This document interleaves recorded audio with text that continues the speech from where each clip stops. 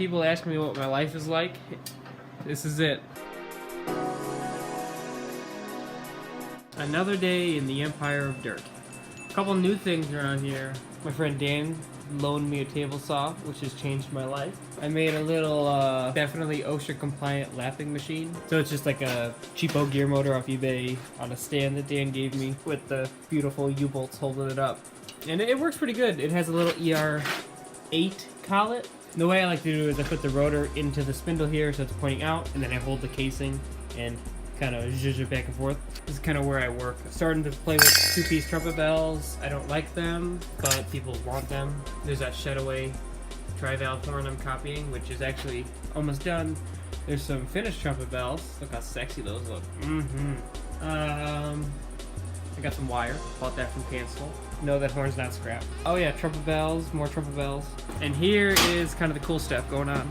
So this is the rotary trumpet I've been working on for ever. I'm really excited about these because I don't really make trumpets. I'm not a trumpet player. I just think that rotary trumpets are cool. I wanted to kind of make a different one, not just a copy of the Lehman or whatever all the Germans copy. So there's a couple cool features, like, so this bell is a copy of a 38B, a connotated 38B. But we took the measurements of the 38B and multiply it times 0.9. The reason we chose that number is because we took the bore of the 38B and we knew we wanted the bore to be 422 on the rotary, because that's an awesome bore and easy to make and all that. So then we sized the bell down by the same amount. So it's a really cool bell shape that's not very common for rotaries. But wait, there's more, right? So from the lead pipe, which is going to be removable just for like testing purposes, it'll just slide in there. From there to the valves and through the valves, it's 422, right? The idea I had was like old Martin committee horns where they have tapered tuning slides. So this tuning slide is tapered from 422 to 453.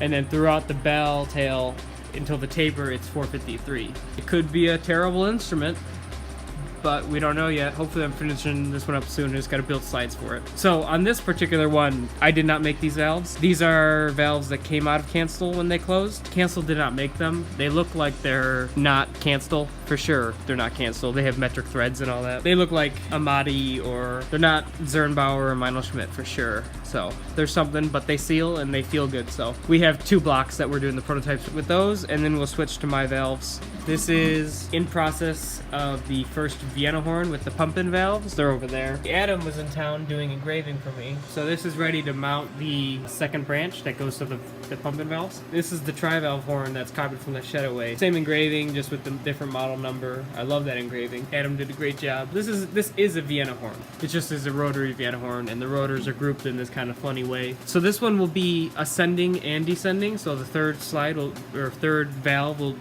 you could choose if you want it to be ascending or descending. And these are rotors that I made. Everything on that horn was made from raw material, like either tube, bar, or sheet stock in my shop here, which is pretty dang cool when you take into account that this is all that there is. I mean, obviously there's a lot of tools in here, but it's like 400 square feet and a dartboard.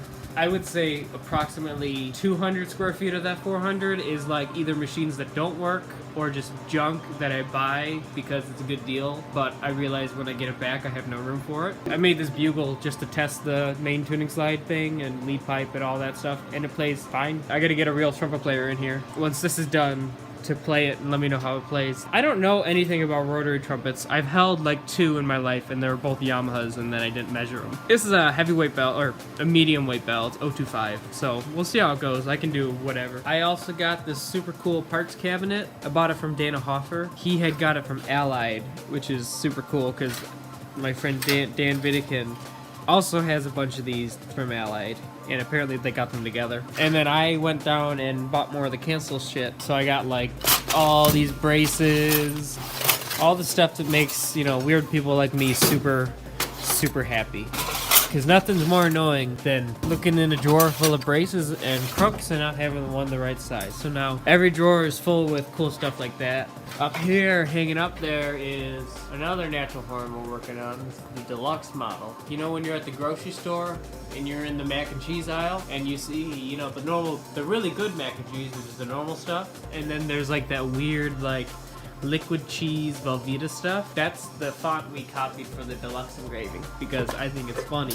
Over here, next to more of my garbage, is a wooden tuba bell mandrel that we've been working on, which is kind of cool. A pain in the ass because making the mandrel was fun, but now we got this like giant piece of sheet here for the bells, and those bells are fucking huge. There's a fail up there. We didn't have wide enough sheets, so I tried to just kind of, you know, give it a little nudge out, but it kind of died. Imagine walking around with that giant ass pattern in here where you can't even walk without stepping on something. So on these, what I'm doing now, so these were brazed, and you can see the seam there, and they got seam rolled. I opened them back up, rounded them out a little bit. So the tape, people ask me about this. The tape helps hold the bell securely in the lathe.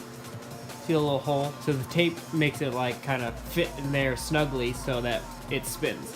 When I'm making bells, trumpet bells, horn bells, any bell, except for the two-piece ones, because I hate those, but I don't like them. For some reason, people want them. Dave Monette convinced the entire world that a two-piece bell sounds good somehow, even though they don't. But you can see they're kind of getting a little open. And that's how I make my trumpet bells and horn bells and all the good bells, not the bad bells that I don't make yet, but I probably will end up making. You stick them in the lathe, and then you poke them with a stick from the inside to flare them out. And it mimics like hand hammering.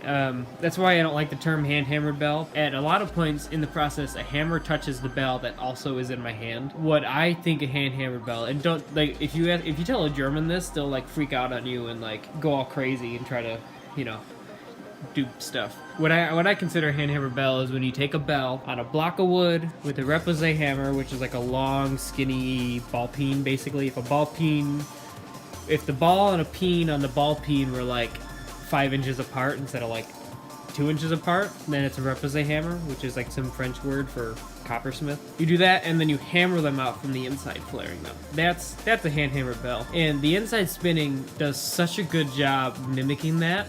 And it's a little better because you don't have to sand the bell as much. It ends up being a better and more consistent bell, and you still get the stretch like you do with the hand hammer, but you don't get the kind of hammer rash. So I got a bell in there. This one's just been annealed again, so it's nice and soft.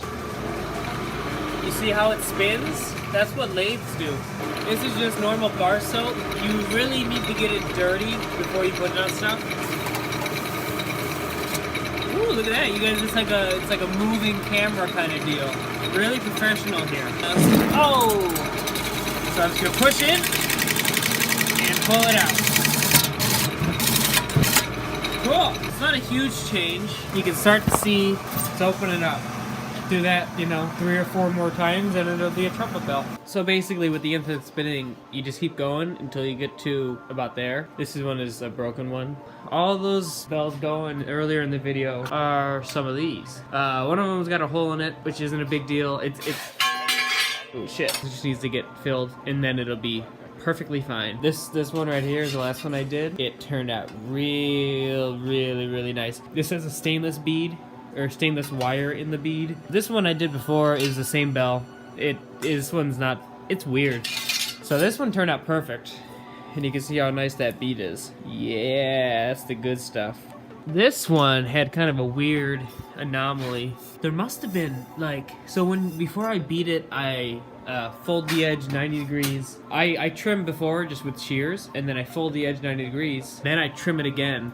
And I'm doing these bells on that lathe, so I use the tool post, and it's perfect, and it works so well. Makes me want to spin all my trumpet bells on that lathe because having that tool post on there. I'm gonna end up setting up something that goes in those holes with bolts that does it, which will be just as good. Somehow it ended up having a tiny section right there that ended up not being trimmed properly. It's so weird to me. Or maybe it just got picked off the mandrel and then didn't get tucked as much. I don't know. Everyone else, all the other ones, except for the one that has a little hole in it, I gotta fill.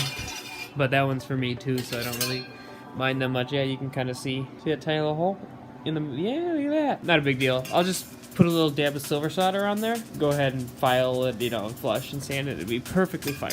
There's no issue with that.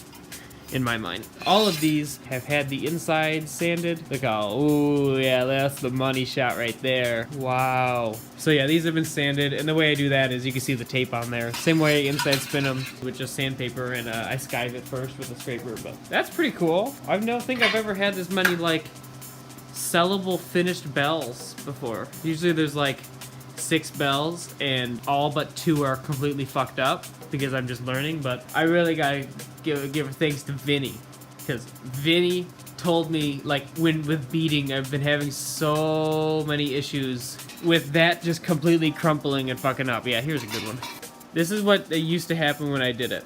It like gets all crumpled and ugly, and you have like a really hard time saving it. And you can save it, but it just sucks, and it should not go like that. Yeah, so I used to get that, and then I asked Vinny. He's actually learning from someone who's done this their entire life. So, and I'm like, why is this not working every time I do it? And he's like, oh yeah, you just gotta, you know, give it a little, like, you know, the tiniest minute change, they just works every time now. So it's great. I owe Vinny my life. Some of these are going to my friend. I think his name is Ji. He's from China. 3 of these were him. 1 of these for Josh. The other ones I just had, and I figured maybe I can use one on the rotor project or something. What else I got?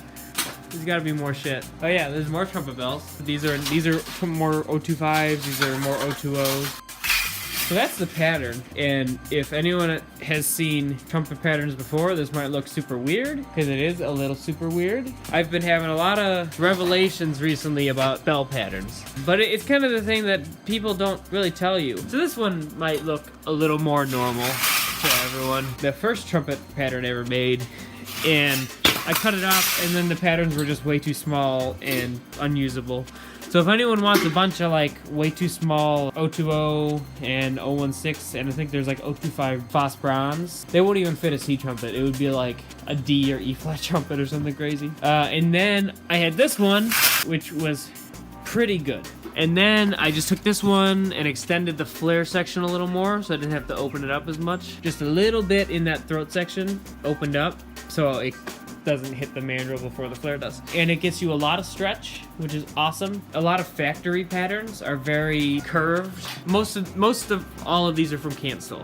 And if you see like that bronze one right there, you see how curved it is out there? So it takes a lot more hammering to break the back and make it a cone, but it takes less hammering or spinning from the inside, whereas Cancel was doing is just pressing them out with stamping dies. It takes a lot less of that, which means that there's less stretch, actually. This one on the left is a French horn tail pattern made for Sandner 88 copy mandrel, and that pattern was actually made by John Duda. You can see his little signature on there a couple years ago, and he just died a couple days ago, so it's kind of, you know, cool to see he lives on through Vinny. This one is good to go for the long while. It's kind of an ugly one, but also like this mandrel, it's such a big trumpet bell. I don't have a C trumpet mandrel right now.